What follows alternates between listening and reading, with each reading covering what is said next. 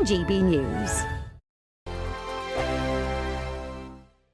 It's the greatest cash prize of the Great British Giveaway so far. A simply stunning £85,000 in tax-free cash to spend on anything you like, making 2026 your greatest year to date. That could get you that brand new car, extend and improve your home, take you away on that bucket list holiday, or just give you some peace of mind over the coming months. For another chance to win £85,000 cash, text cash to 63225. One entry costs £2.50 plus one standard network rate message, or text bonus to 63225. 5 entries cost £5 plus one standard network rate message. Go to gbnews.com/win. Entries start at £2.50. Call 0903 686 3232. Calls cost £2.50 plus your network access charge. Or post your name and number to GB18 PO Box 8690 Derby DE1 9TT. UK only. Entrants must be 18 or over. Lines close at 4 p.m. on the 30th of January. Please check the closing time if listening or watching on demand. Good luck. Hi, I'm Michelle Dewberry, and my show is your opportunity to cut through all the noise and dive in headfirst to some robust debates. Ideas clash. Situation, isn't it? Because the failure is you're deliberately avoiding my point. Nothing's held back. And if you think this is the end of it, wait for more. And we do not shy away from the difficult stuff. Sometimes I want to shake people and say, if only you understood. So join me on Dubes & Co. weeknights at 6 p.m, only on GB News, Britain's news channel. Mornings don't have to be tiresome, especially if you have the right company. Wake up to news as it happens, opinion and debate, and of course, a little bit of entertainment too. Because when the kettle's on, we're on. That's Breakfast on GB News, a show worth waking up for. Every morning from 6 a.m. Only on the People's Channel, Britain's news channel. We'll spread the news, you spread the word. From the school run to the home run, watch a new show for all of Britain. He can say whatever he wants. A straight-talking show where all voices are heard. And, you know, when are we going to stop talking about smashing the gangs and actually do it? With the stories that matter from every part of our country. There's a bit of a crash landing there for your Chancellor. Bold, fearless and standing up for you. That's me, Martin Daubney, 3 p.m. till 6 p.m, weekdays, here only on GB News. The People's Channel, Britain's news channel. Westminster's full of talk, but out here, it's the real world. Am I allowed to talk No, now? that's it. This is where it matters, real people and real lives. That's what politics is all about. In fact, has Trump made a good start? No. Straight answers, no spin, and just a couple of pints. How many fingers have I got up? About 10. So join me for Lee Anderson's Real World every Friday at 7 p.m, only on GB News. The People's Channel, Britain's news channel.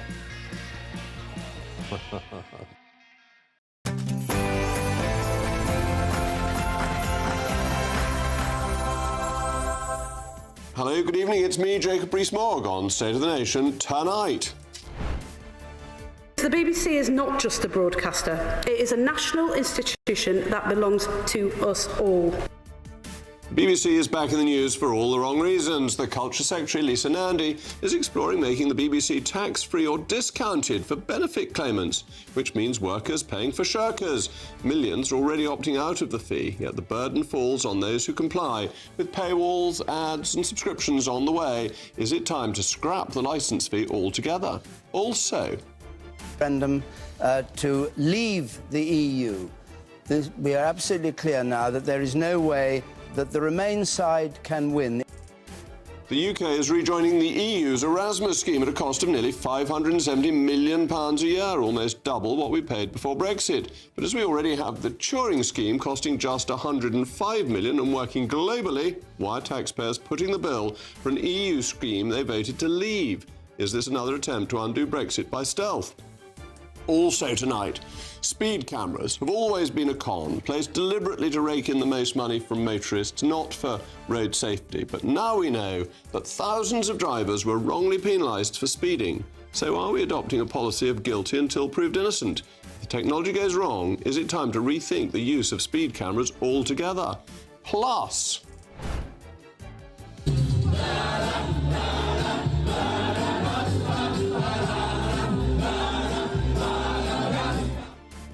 voters Others have been imagining how Britain's political parties celebrate their Christmas parties. With Wetherspoons to Holiday Inns to Harrods to broom cupboards, what do these predictions say about how voters see parties and politicians?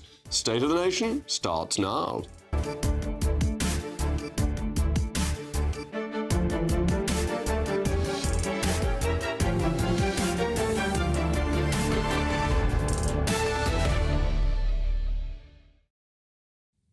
I'll also be joined by my most preternaturally perspicacious panel, the former Reform spokesman, Gawain Tola, and the political consultant and former Labour candidate, Kevin Craig. Please send in the mail mogs, particularly ideas of how I might spend my Christmas party. But now it's your favourite time of the day, the News Bulletin with Aaron Armstrong.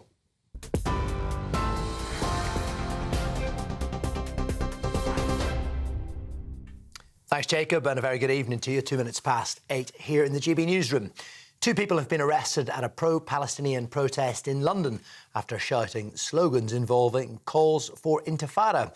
It comes on the day police in London and Manchester announced they'd be taking a more assertive approach to demonstrations following deadly anti-Semitic attacks in Sydney and Manchester. The Chief Constable said violent acts have taken place, the context has changed, words have meaning and consequence. Well, Jewish groups have welcomed the move but say they've been calling for stronger action since the October the 7th attacks in 2023 and that pro-Palestinian protests have helped to incite violence against them. The 2 people were arrested for racially aggravated public order offences. The Health Secretary says he deeply regrets the impact the latest strike by resident doctors will have in the lead up to Christmas. NHS England says non-urgent services will be affected by the 5-day walkout, which started earlier. They say it's come at the worst possible moment for the health service, and Wes Streeting has apologised directly to patients for the disruption. We did everything we could to avert these strikes, even meeting for hours with BMA officials yesterday to see if even at the 11th hour we could avert the strikes. After constructive discussions, we still weren't able to persuade the BMA either to come into negotiations or indeed to delay strikes to January as I had offered. Our entire focus now is on keeping patients safe. A teenager has appeared in court charged with the murder of 9-year-old Aria Thorpe in Weston-super-Mare. Aria died after suffering a single stab wound on Monday. A 15-year-old boy who can't be named because of his age appeared at Bristol Magistrates Court earlier. He was remanded into youth detention accommodation ahead of a hearing at Bristol Crown Court on Friday. The former Chelsea owner Roman Abramovich has been told to release the £2.5 billion earned from the sale of the club or face court action. The oligarch, who was sanctioned for his relationship with Vladimir Putin, pledged to donate the proceeds to the people of Ukraine, but has yet to do so. The government has now issued a licence allowing the frozen funds to be transferred and is preparing to take Mr Abramovich to court if he refuses to pay up. Finally, Nick Reiner's appeared in court charged with the murder of his parents, the film director Rob Reiner and his wife Michelle. The 32-year-old faces 2 counts of first-degree murder, with prosecutors alleging he used a knife to carry out the attack. LA's district attorney says his office has not yet decided whether to seek the death penalty. Hollywood figures close to the couple, including Billy Crystal and Larry David, issued a joint tribute calling Rob and Michelle a special force together. Their son is scheduled to appear again before court on the 7th of January. And those are your headlines. Now it's back to Jacob.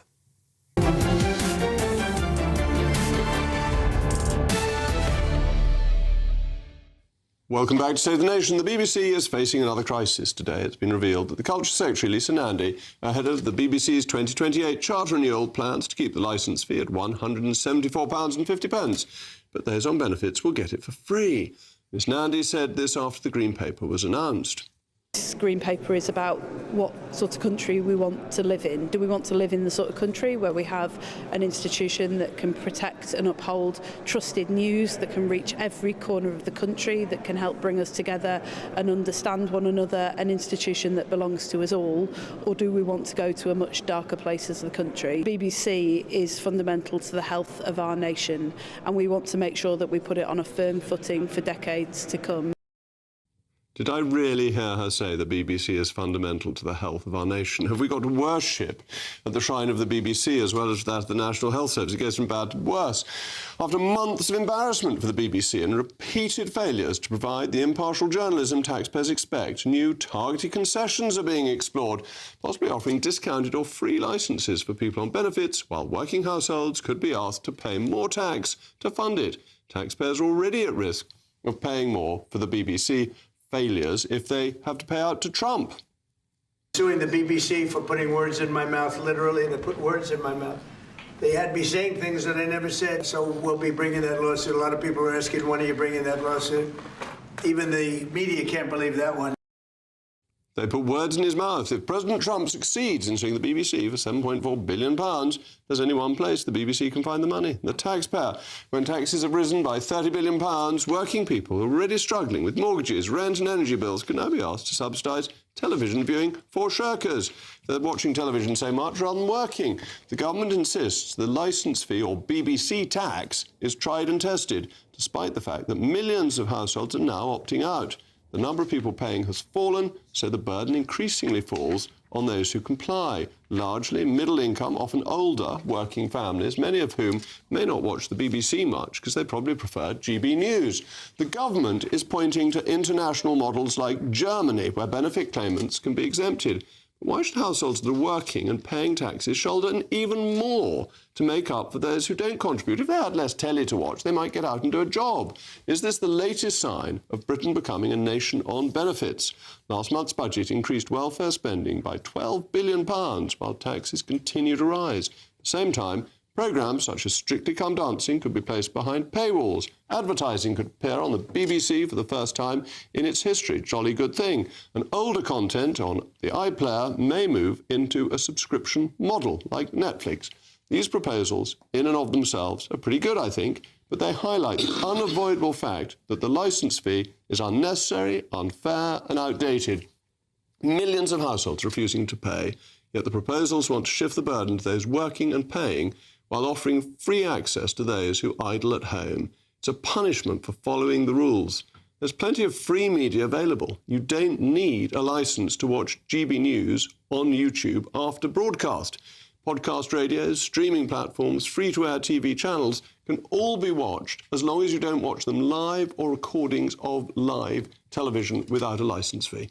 So the BBC may once, some dim and distant date when the dinosaurs roamed the savannah, have been a noble national institution which served an important journalistic purpose.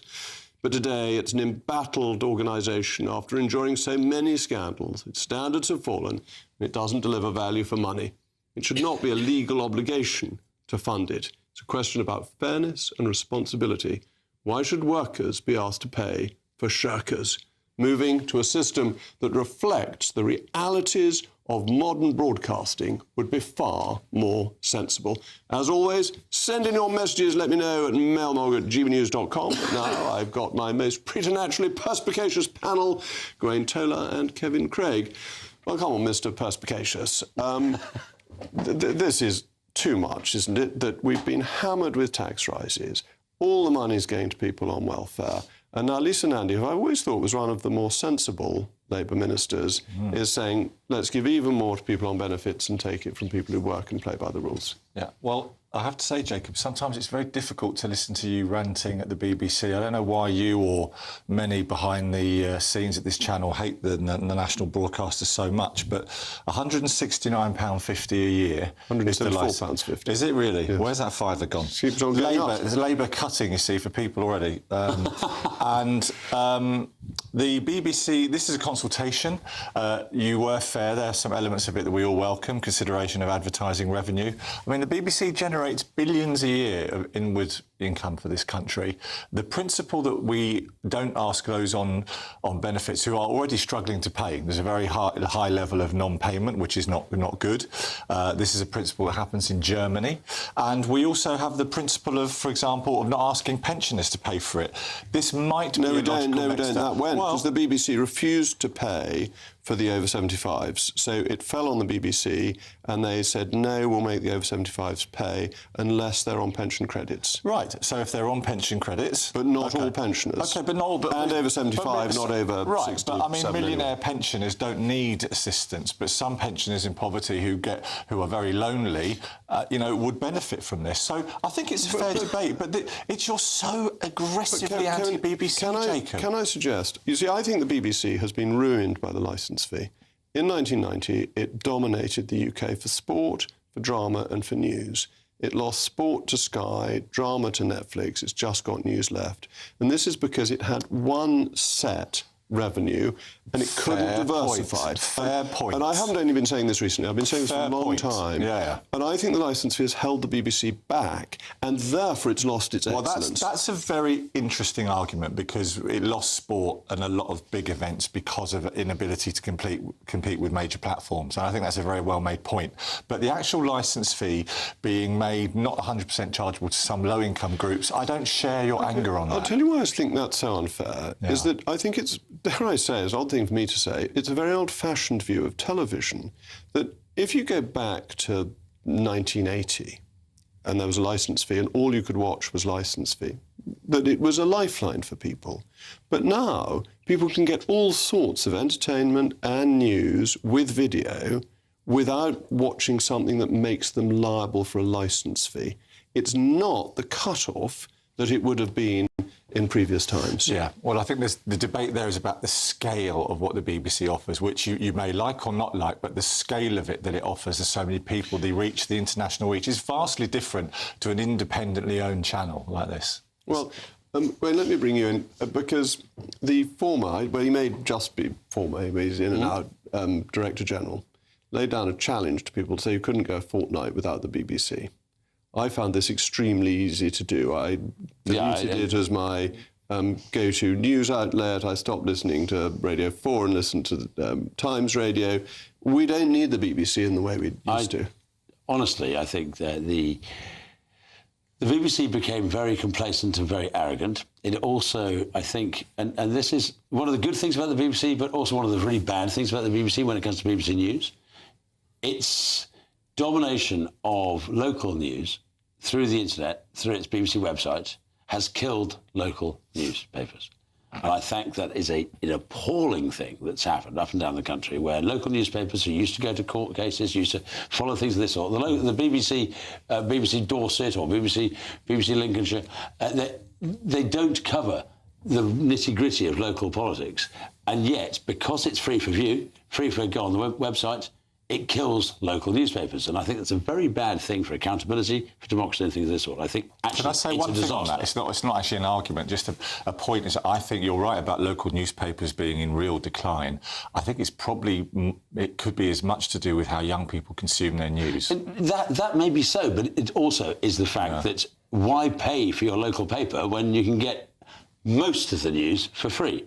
And that has been a devastating thing. But however, another thing is, we're talking about the problems in the courts. 12% of Crown Court cases are non-payment of BBC licence. I don't think there should be any payment of BBC licence. There are other forms of payment and models of payment. And if we were worried about the way the courts are struck up, actually, stopping that would be a huge start. And who gets charged? It may be not the 75-year-olds with means tested, but who gets charged? It's mostly women, it's mostly single women, and it's mostly women alone at home who are elderly. We agree, actually. Who get taken to court. We agree on this, Groin. I think you make a great point. So, honestly, the BBC may have been, in its Reithian principles and all the rest of it, and I enjoyed the Reith lectures this year, but the BBC may have once been something magnificent. But there again, so is the civil service. It has passed its sell-by date. There are so many more things that people can watch, as Jacob was saying. And I don't think I'm quite so rampant in my opposition to the BBC. When people say the BBC is dreadful, it's like, hold on. Aspects of the BBC are dreadful. The BBC is so huge, there are good bits. There are excellent journalists.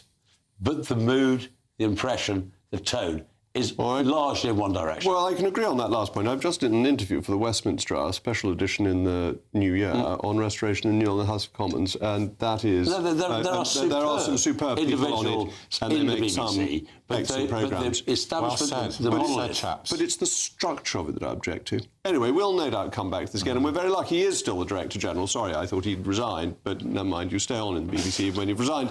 Mr. Timothy Davey said, "We welcome the publication of the government's Green Paper. At the BBC, we want change, so we can continue to deliver for the UK for generations to come. We want to secure a public service BBC that is independent, sustainably funded for the long term and meets our audience needs." I think that was written by AI. In a moment. This referendum to leave the EU. We are absolutely clear now that there is no way that the Remain side can win. That was a very happy moment, but the UK is rejoining the EU's Erasmus scheme at a cost of nearly £570 million a year, almost double what we paid before Brexit. Why are taxpayers footing the bill for an EU scheme they voted to leave? Is this another attempt to undo Brexit by stealth?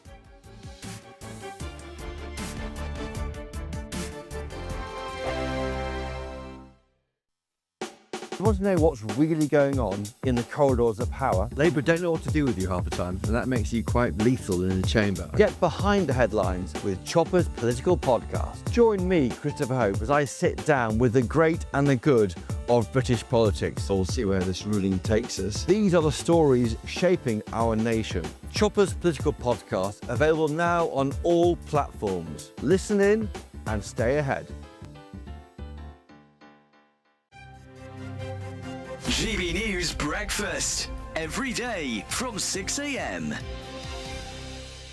Well, pub bosses say they face financial ruin after Rachel Reeves' stealth tax raid in the budget. As pint prices are ramped up, opening hours are cut and staff are laid off in desperate attempts to keep running. So this morning we're asking, would you pay more for your pint to save local pubs? Well, joining us now is pub owner Mark Bridgen and Communications Officer for the IEA, Reem Ibrahim. Really good to see you both this morning. Mark, let's start with you. We've spoken to you a lot about your lovely pub. Would you want people to pay more for a pint in order to save your business? Well, it's looking like the only option. Yeah, with the increased taxes on every level and now the stress around rates increase and valuation agency, I don't know anyone that is making any money, so it feels like the only thing to do is to raise your prices. The irony is that actually at the moment many of us are actually putting down our prices to try and get people through the doors. In a desperate bid to stay alive, we're having to try and offer even more value. Do you think the government is just tone deaf to the plight of our landlords of pubs and restaurants across the country? They absolutely are. I mean, over 21,000 pubs have closed since the 1980. That's half of that in the last 2 decades alone. So I really do think that the government have taxed, regulated, restricted pubs to the oblivion. But this is where I disagree with Mark. I don't think it's up to businesses themselves to say, you know what, we're going to remove our profit margins even further. We know that the hikes in national insurance contributions and increase in the minimum wage have a huge impact on small businesses. GB News, the People's Channel. Decisions made in Washington aren't just shaping America, they're shaping Britain too. From migration to global security, from crime to health. Whatever happens in the White House today will be felt in your town or city tomorrow. That's why The Late Show is live from Washington, D.C. Cutting through the politics to show you what it all means for Britain. The Late Show live every night at midnight. Only on GB News, Britain's news channel.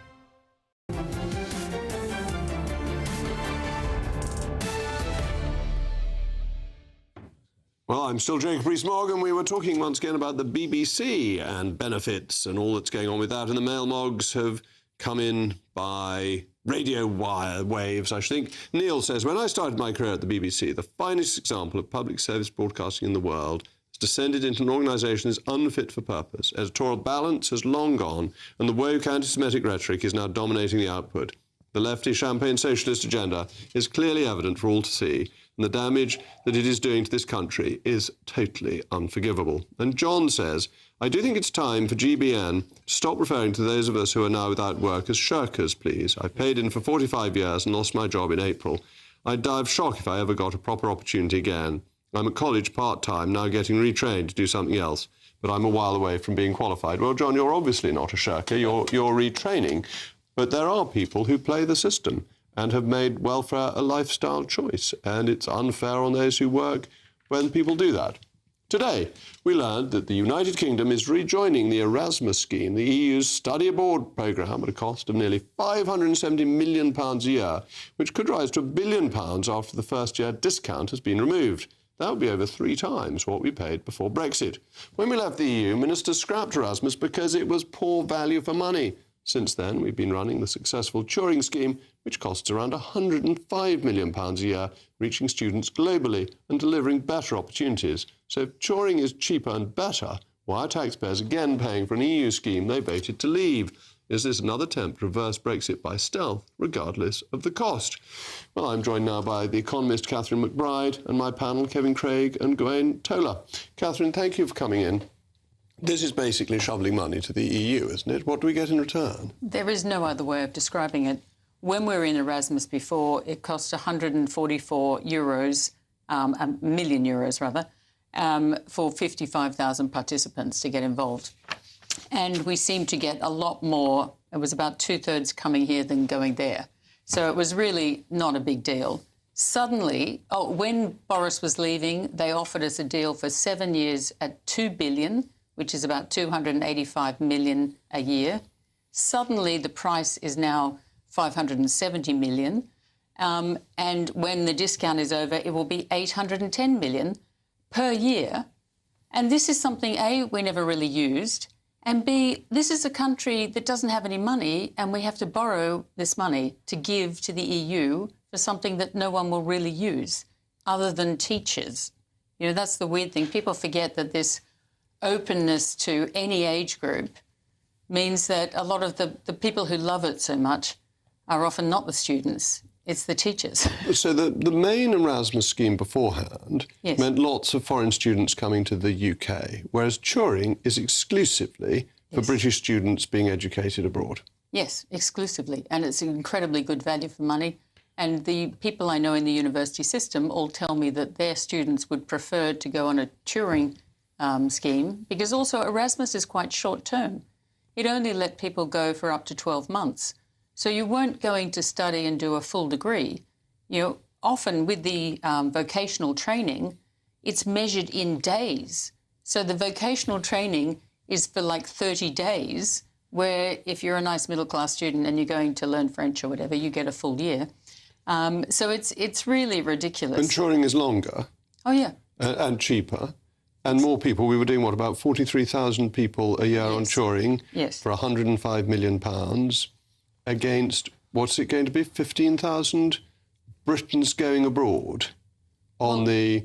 Well, that's what was last year. That was the old time. That was the old one. So it's a third of the number of Britons being educated for 5.5 times the cost with the discount. Yes. And most of that money will be spent on increasing immigration into this country, because we'll be having a whole load of foreigners coming in to be educated in British universities. Well, it's even worse than that, because they're expanding the scheme. It already includes Turkey.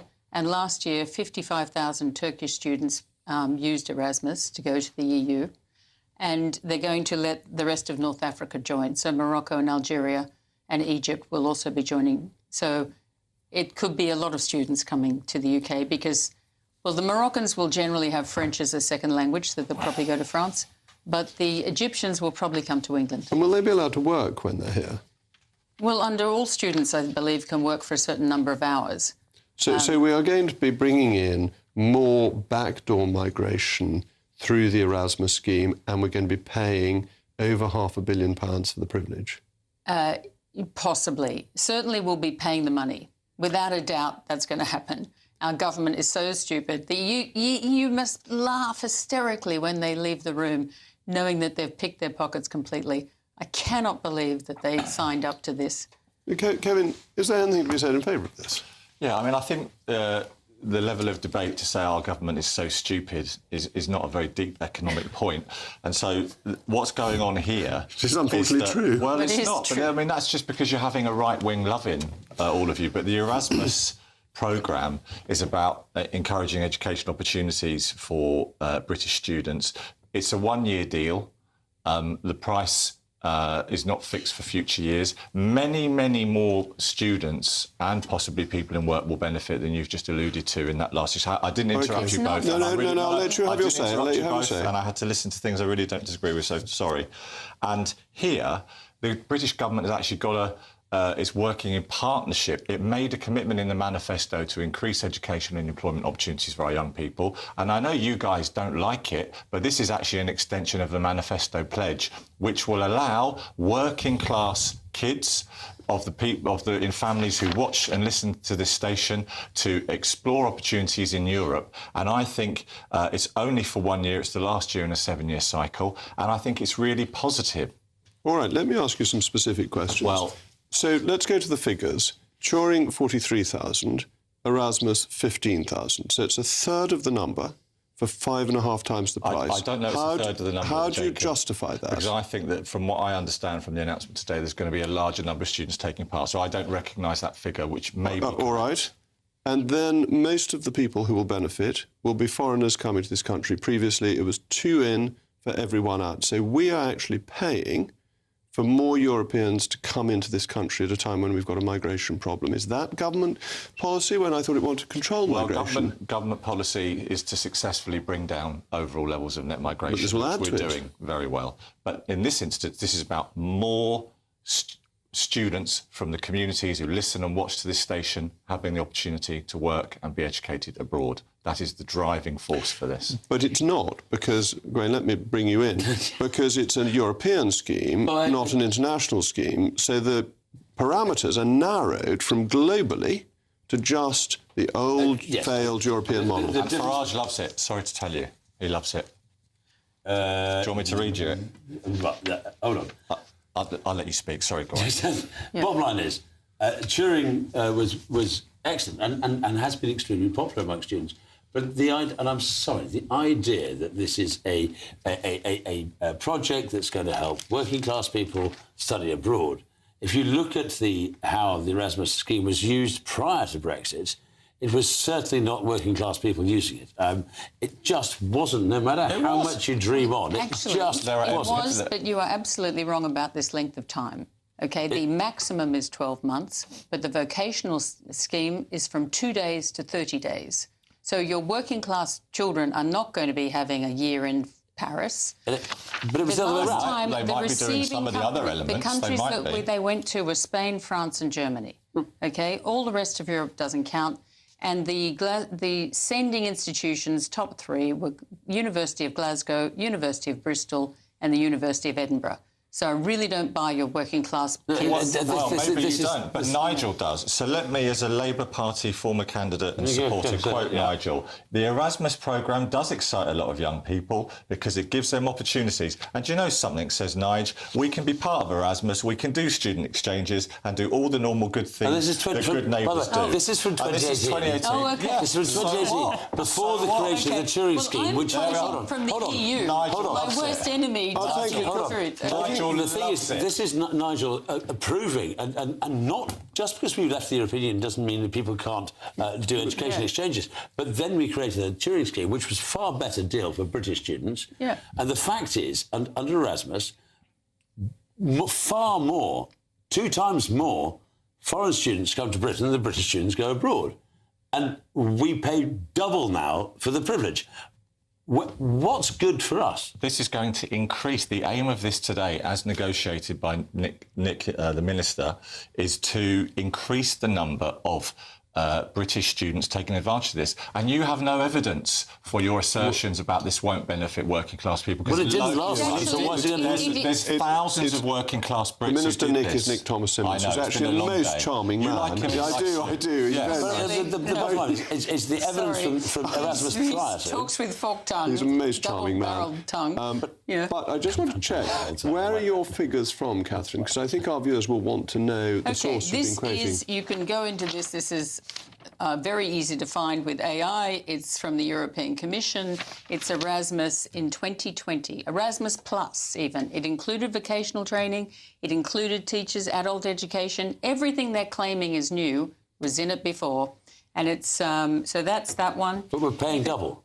Yeah, but let's times. just stick to the sources, because I think Three it's times. important. That Those days, that Erasmus for the last year cost 144 million euros, which is about 120. There's a question I have to ask. I mean, given that we gave up our fishing grounds We're gonna have to forever move- for no apparent reason and for nothing back, Yes. say we do this, Yes. which essentially is good for our friends on the continent far more than it is for us. Yes. What do we get back? We get nothing back. Again. At all.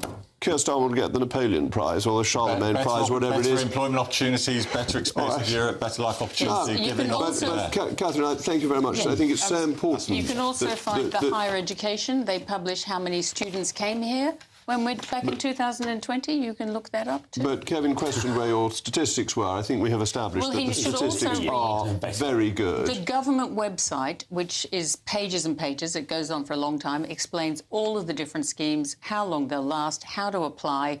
They've already put that up. What they don't put on that website is how much it's going to cost. Of course not. Anyway, we went to the Cabinet Office. We asked them for a response. And unlike when I was in the Cabinet Office and we were a very efficient organisation, they haven't had a chance. We had marvellous civil servants in those days. They haven't had a chance to get back to us. Perhaps they've been too busy spending money. So, in a moment, speed cameras are a con placed deliberately to rake in the most money from motorists, not for road safety. Now we know thousands of drivers were wrongly penalised for speeding. Is it time to rethink the use of these cameras altogether?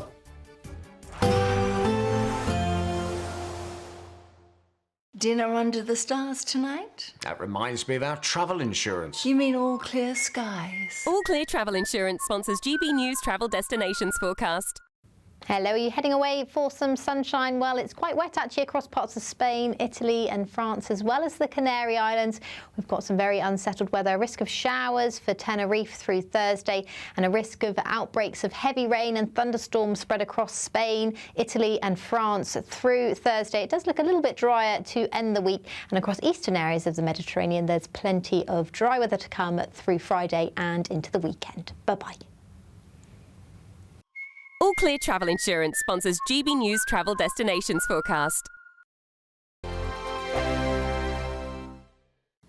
Evening. Yes, it's time for your latest weather update from the Met Office here on GB News. Now, tomorrow will start dry for most of us, but there is more rain to come, and that rain is likely to be heavy in places.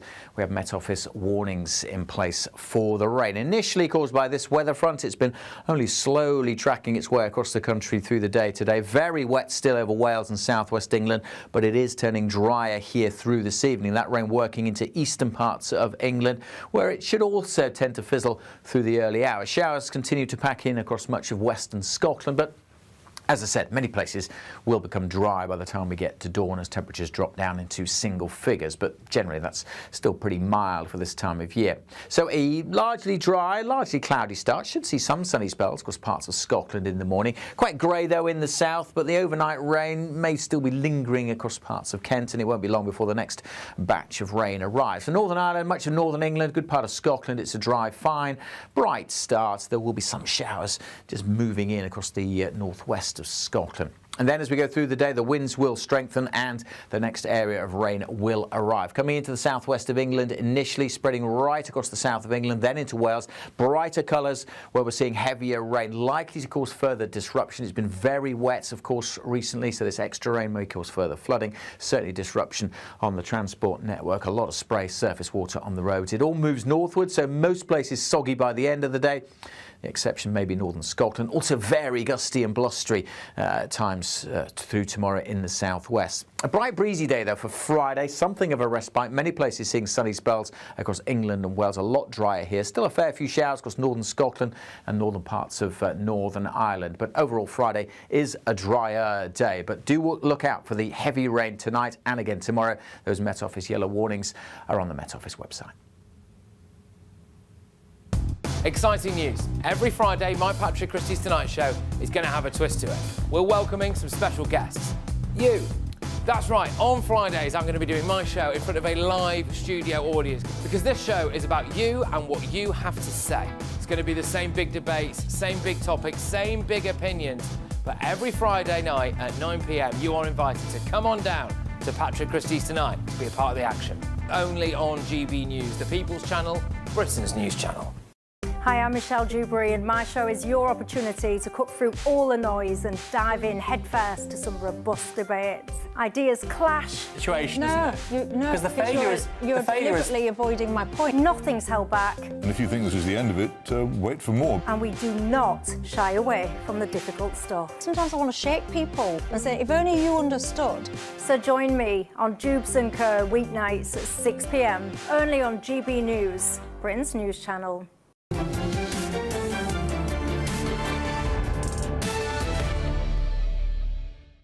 Well, we were discussing Erasmus, which I remember doing when I did O-levels, and you have sent in your mail mogs. Mike says, so we pay the EU millions for a scheme that benefits the EU. Sounds about right. Kate, Brexit betrayal again, surrendering control of the borders once more. Labour can't be trusted. And Jake, the devil is in the detail, but I can't help feeling that we are being screwed with every deal made with the EU. I think that sums it up pretty nicely. Speed cameras were supposed to be introduced to keep the roads safer, but that was never really true. They were always positioned to fleece the motorist. Now, thousands of drivers have been wrongly penalised for speeding, subject to a guilty until proved innocent principle.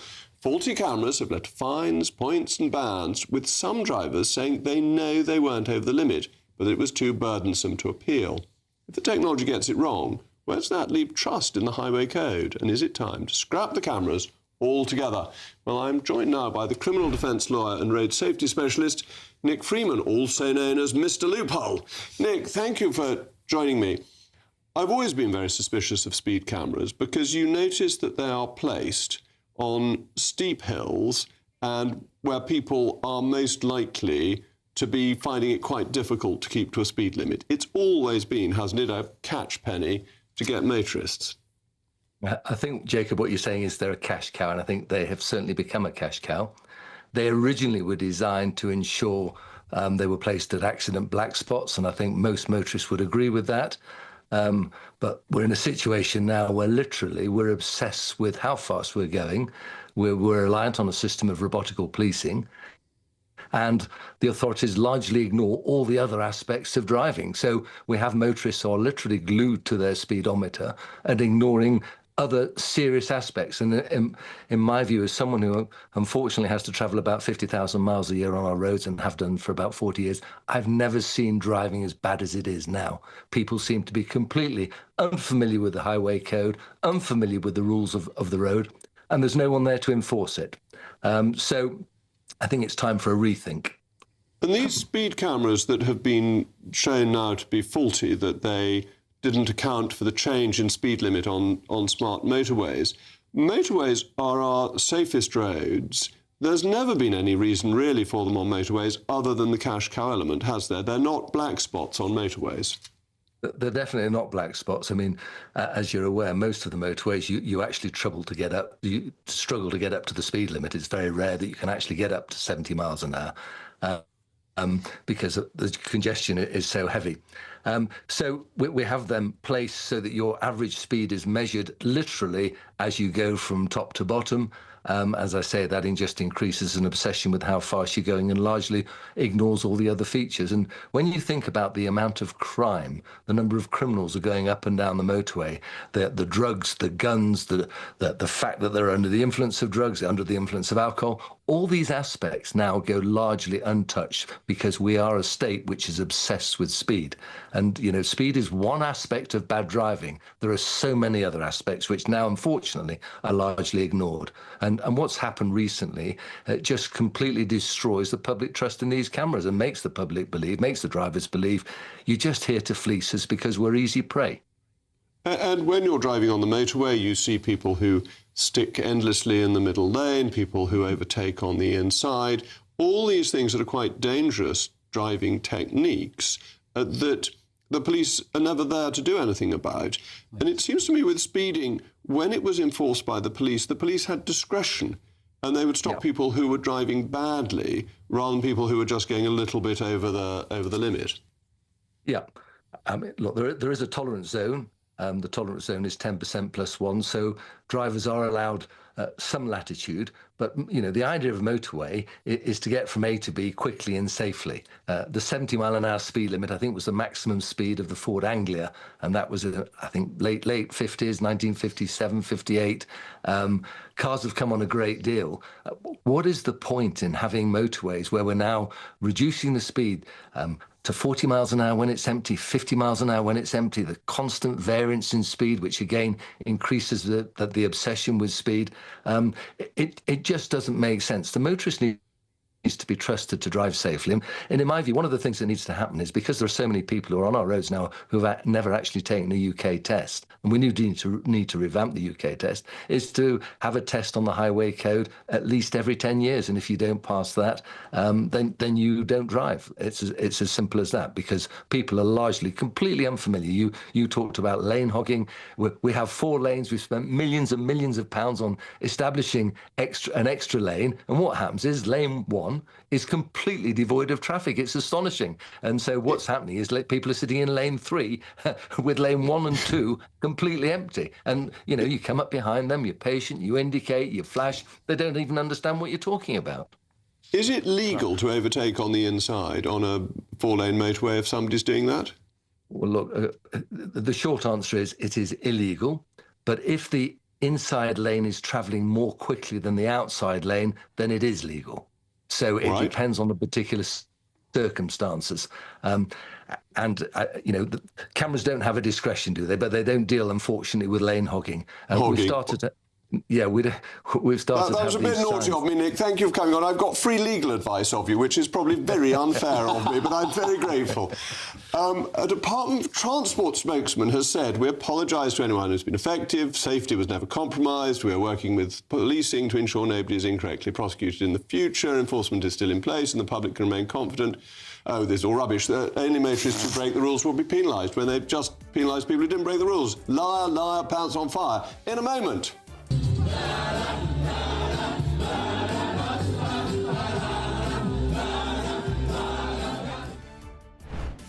You won't believe that I was at that party too. Voters have been imagining how Britain's political parties celebrate their Christmas time, with Wetherspoons to Holiday Inns to Harrods to broom cupboards. What do these predictions say about how voters see parties and politicians?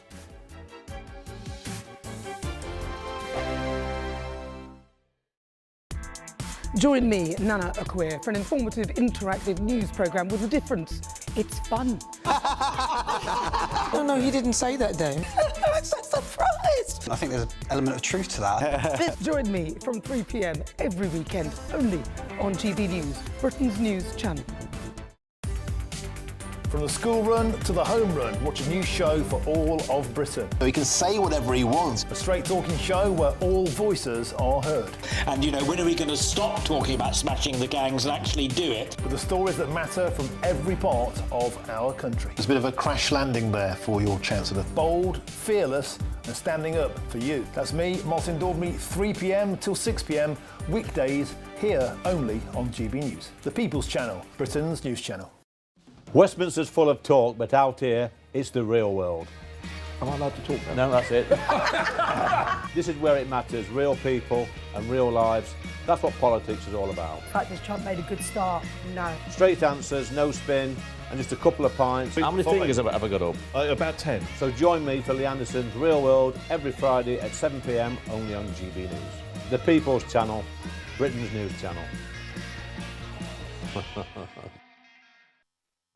You want to know what's really going on in the corridors of power? Labour don't know what to do with you half the time, and that makes you quite lethal in the chamber. Get behind the headlines with Chopper's Political Podcast. Join me, Christopher Hope, as I sit down with the great and the good of British politics. We'll see where this ruling takes us. These are the stories shaping our nation. Chopper's Political Podcast, available now on all platforms. Listen in and stay ahead. Decisions made in Washington aren't just shaping America, they're shaping Britain too. From migration to global security, from crime to health. Whatever happens in the White House today will be felt in your town or city tomorrow. That's why The Late Show is live from Washington, D.C. Cutting through the politics to show you what it all means for Britain. The Late Show live every night at midnight. Only on GB News, Britain's news channel. Britain deserves a newsroom that puts the facts and your voice first. Well, and that's what you get on GB News. Lively debates, lively conversation. And we're not afraid to hold power to account. And each other. So join me, Andrew Pierce. And me, Miriam Cates, for Britain's Newsroom, weekdays from 9:30 on GB News. At GB News, we love to hear from you, our loyal community. So drop us a line at gbnews.com/yoursay. There, you can talk to each other and also to the presenters live on air. gbnews.com/yoursay, because GB News is your channel, Britain's news channel.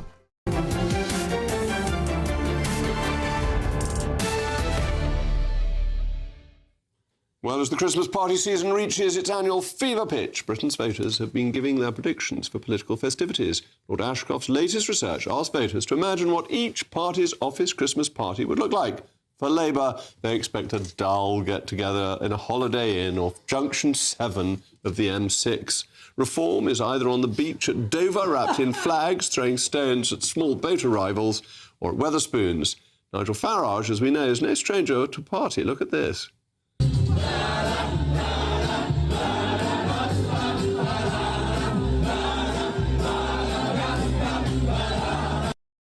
Well, I was there at an earlier stage in the evening when it was rather quieter and we were drinking small glasses of dry sherry.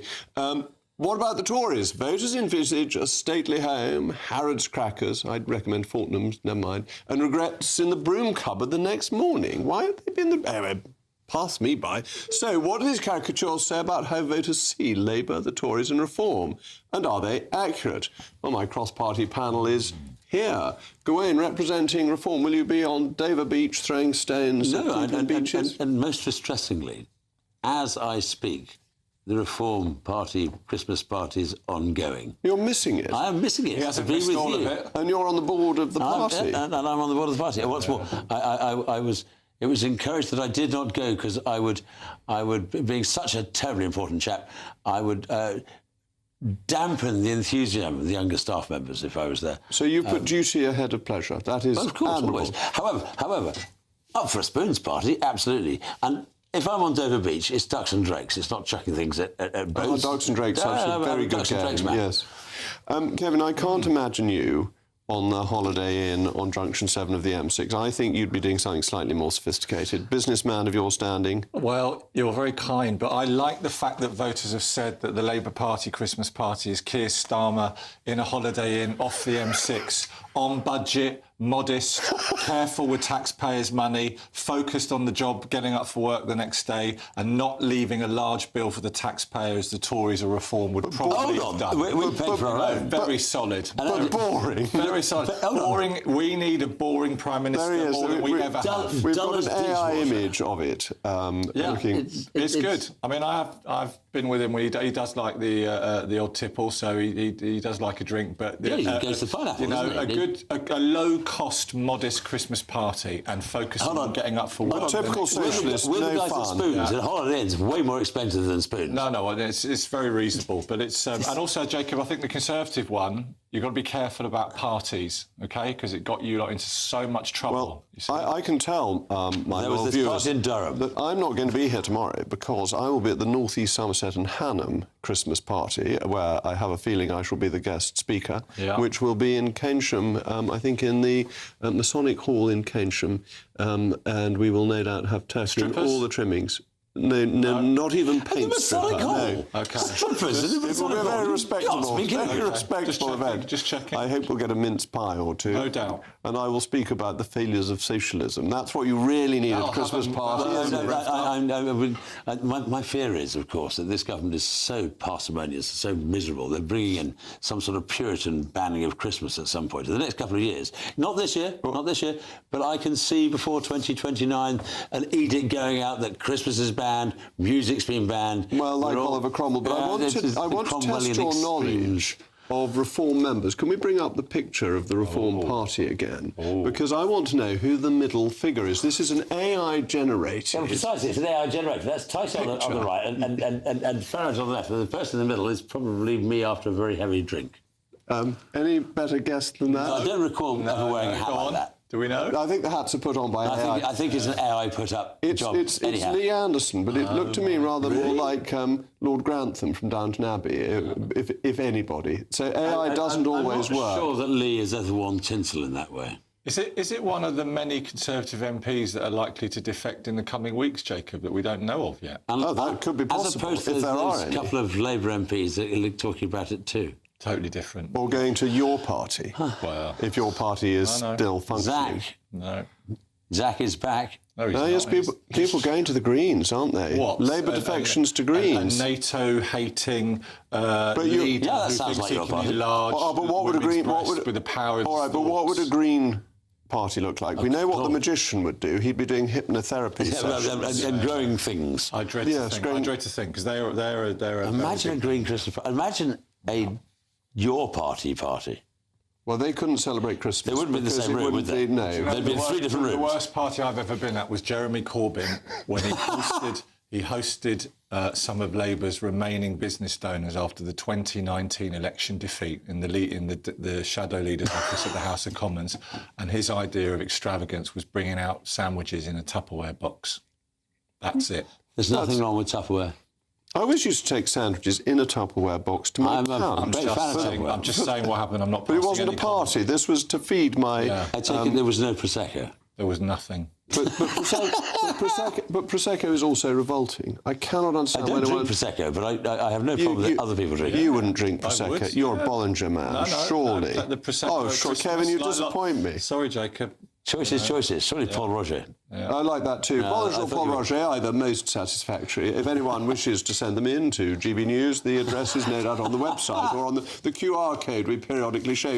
We should do that as a vote. Do you prefer Bollinger or Paul Roger? I think ideal. Or Prosecco. They're not allowed to vote for that. My viewers are far too civilised. Anyway, that is all from me, and I won't be here tomorrow, as I said, because I'm doing the North East Somerset and Hanham Christmas party. But next, it's the one and only Anna Kiowa in for Patrick Christie's. Now, Anna, what are you going to be talking about this evening? Well, do you remember when Labour said that they were here to help working people? Turns out they're planning to give free TV licences to people who aren't working, so basically working people looking after people who aren't working. All of that and loads more, including the small boat migrants. The boats just keep coming. When is enough? Enough.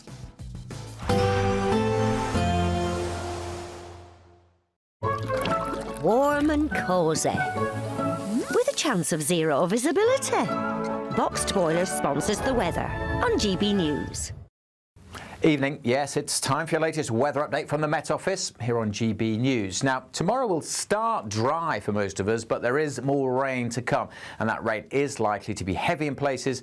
We have Met Office warnings in place for the rain. Initially caused by this weather front, it's been only slowly tracking its way across the country through the day today. Very wet still over Wales and southwest England, but it is turning drier here through this evening. That rain working into eastern parts of England, where it should also tend to fizzle through the early hours. Showers continue to pack in across much of western Scotland, but as I said, many places will become dry by the time we get to dawn as temperatures drop down into single figures, but generally that's still pretty mild for this time of year.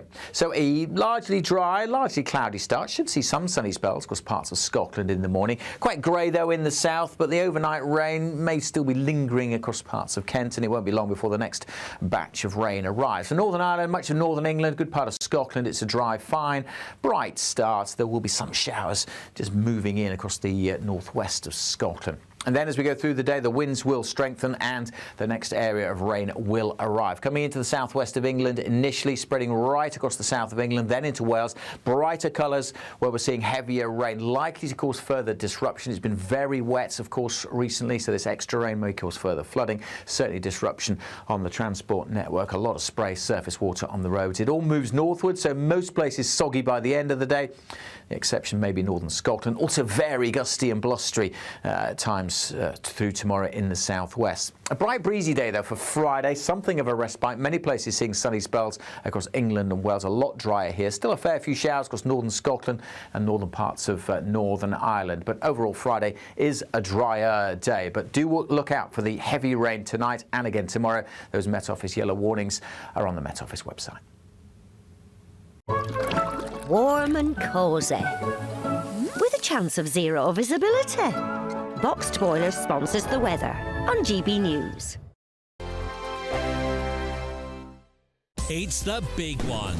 Your chance to win a whopping £85,000 in tax-free cash. The largest cash prize we've given away to date. That's like over £7,000 a month extra in your bank account each month for 12 whole months. That's a year of yes. Yes to holidays, yes to treats, yes to shopping trips, yes to home improvements. For another chance to win £85,000 cash, text cash to 63225. One entry costs £2.50 plus one standard network rate message. Or text bonus to 63225. 5 entries cost £5 plus one standard network rate message. Go to gbnews.com/win. Entries start at £2.50. Call 0903 686 3232. Calls cost £2.50 plus your network access charge. Or post your name and number to GB18 PO Box 8690 Derby DE1 9TT. UK only. Entrance must be 18 or over. Lines close at 4 p.m. on the 30th of January. Please check the closing time if listening or watching on demand. Good luck. Hi, I'm Michelle Dewberry and my show is your opportunity to cut through all the noise and dive in headfirst to some robust debates. Ideas clash. Situation, no, because the failure is you're deliberately avoiding my point. Nothing's held back. And if you think this is the end of it, wait for more. And we do not shy away from the difficult stuff. Sometimes I want to shake people and say, if only you understood. So join me on Jubes and Co weeknights at 6 p.m. only on GB News, Britain's news channel. From the school run to the home run, watch a new show for all of Britain. So he can say whatever he wants. A straight talking show where all voices are heard. And, you know, when are we going to stop talking about smashing the gangs and actually do it? With the stories that matter from every part of our country. There's a bit of a crash landing there for your Chancellor. Bold, fearless and standing up for you. That's me, Martin Daubney, 3 p.m. till 6 p.m. weekdays here only on GB News. The People's Channel, Britain's news channel. Westminster's full of talk, but out here, it's the real world. Am I allowed to talk then? No, that's it. This is where it matters, real people and real lives. That's what politics is all about. The fact is Trump made a good start, no. Straight answers, no spin, and just a couple of pints. How many fingers have I got up? About 10. So join me for Lee Anderson's Real World every Friday at 7 p.m. only on GB News. The People's Channel, Britain's news channel. You want to know what's really going on in the corridors of power? Labour don't know what to do with you half the time, and that makes you quite lethal in the chamber. Get behind the headlines with Chopper's political podcast. Join me, Christopher Hope, as I sit down with the great and the good of British politics. We'll see where this ruling takes us. These are the stories shaping our nation.